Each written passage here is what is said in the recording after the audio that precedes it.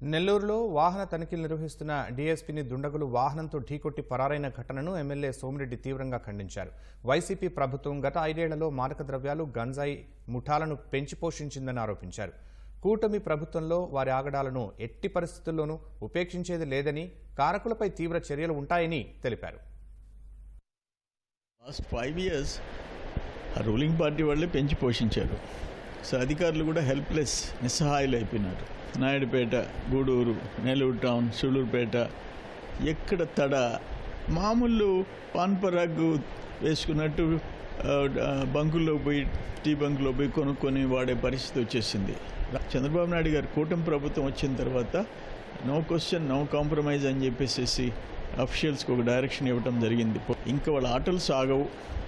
ఇది ఇటు తమిళనాడు నుంచి, ఇటు పోర్ట్స్లో నుంచి ఇంపోర్ట్ చేసుకోవటం, విచ్చలవిడిగా వ్యాపారాలు చేయటం ఆంధ్రప్రదేశ్లో ఇక ఫుల్ స్టాప్ పడిపోతుంది.